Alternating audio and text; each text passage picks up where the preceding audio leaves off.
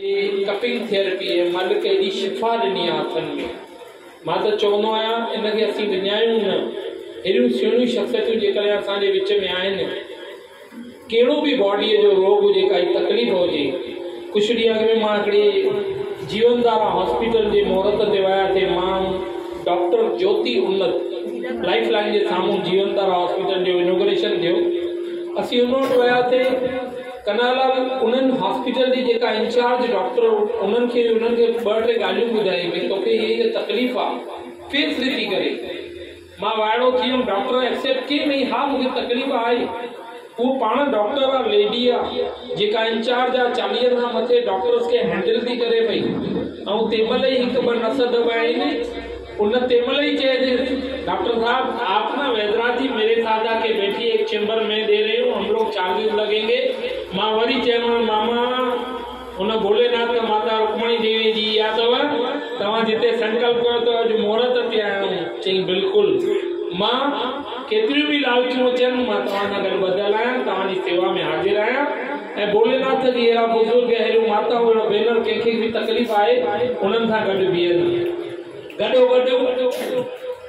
ही सुहिणो मंदिर जेको 24 सालनि खां जीअं माता साहब असांखे ॾेई वई आहे, मां त सम्झां को कलर कयो हूंदो ते असांखे कॾहिं चूनो कॾहिं को वधीक टाइल्स में उन में हिकिड़ी प्रेरणा ॾियण वारा 2 ॼणा मूंखे हिकिड़ा जाॻिया।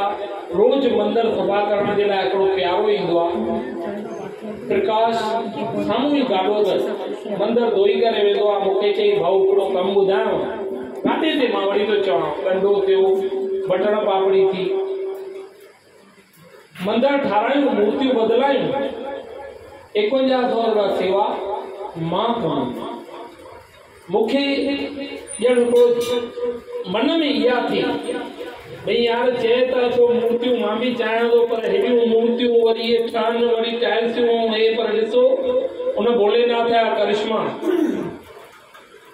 चौथ जे मोकिलाणीअ जे विच में असां जॾहिं मल्हाइण जे लाइ असांजी भेण पूर्व महापौर असांजी मीना लाणी वटि वियासीं त उन्हनि हिकिड़ी ॻाल्हि रखी, भैया मां त ईंदमि प्रोग्राम ते, पर हिकिड़ी सेवा मूंखां बि वठो।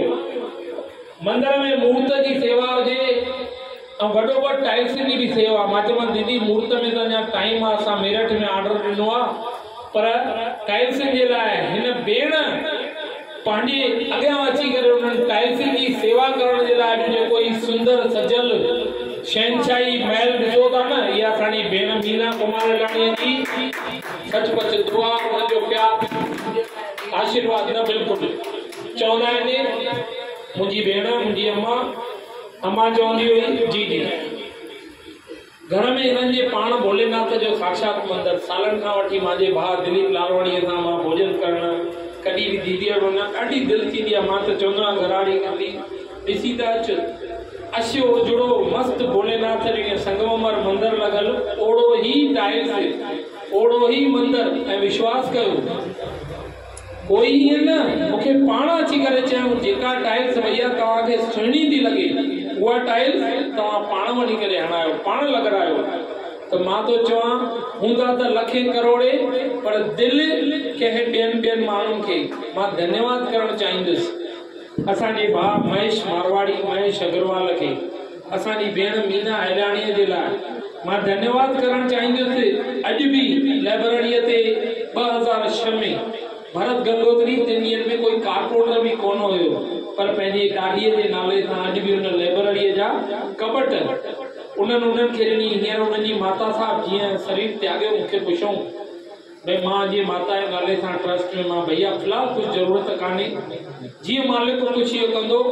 अॼु हीअ बि जेका टेबल आहे न, हिन सुहिणी टेबल जी मां ख़ाली ॻाल्हि कढीमांसि भई हीअं ॻाल्हि आहे, एतिरे में टेबल बि अचे पई असांजी एक्यूप्रेशर। चई भैया इहा सेवा मुंहिंजे तरफ़ां रहंदी। माता रुक्मणी देवी सामाजिक संस्था में जेकॾहिं कहिड़ो बि कुझु कार्य थिए थो पियो, मां तव्हां सां तन मन धन सां गॾु आहियां, जबकि उहो अची बि कोन सघियो। सावरनि में कार्यक्रम अथसि, पूना वियल आहे, पर पाण अॻियां स्वर वधाए करे जॾहिं हुन भोलेनाथ जी कृपा थिए थी, अहिड़ा वैदराज सिरजी करे मीरा बांदर खां असां सां गॾु सेवा जे कारण में अॻियां अचनि था पिया, त पाण पंहिंजा कम हू करण जे लाइ पाण थो पहुचे पियो। असांजी त ताक़त भी काने पर सचपच आशीर्वाद वठंदासीं। सची चओ मुंहिंजी भेण, जेकॾहिं उनजी कृपा ऐं उनजो आशीर्वाद न हुजे त असांजे मथां अहिड़ो मेलो अहिड़ो कार्यक्रम रोज नई सेवा भंडारे जी आयोजन करणु असांजी कहिड़ी औकात आहे। हे प्यारो असांजो पिकी लुंड, क्या बात है प्रकाश भाई, अचो अचो हिकिड़ो मिनट। अहिड़ियूं सुहिणियूं शख़्सियतूं सुहिणियूं मूर्तियूं जेकॾहिं गॾु अची करे असां सां बीहनि, मां चवंदुमि लख धन्यवाद मुंहिंजे भाउरनि जा जेके हमेशह असां सां गॾु असां सां